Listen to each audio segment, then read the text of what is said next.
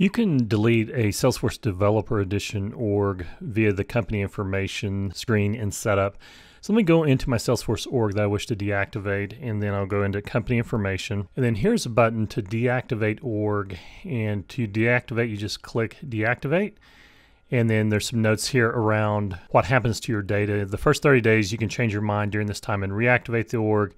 The second set of 30 days, the org is locked and you must contact Salesforce customer support to reactivate. And then after 60 days, the org is permanently deleted and irretrievable. And then enter the name of this org to acknowledge that it will be deactivated. The name of the org is Mike Wheeler Media in this instance. And then once you've entered in the org name, just click deactivate org. And now it's showing you can still log in. It just you have to reactivate in order to avoid this from being eventually deleted. There's also a help article with more details around the days after deactivation as well, and more caveats around what happens to your data as well.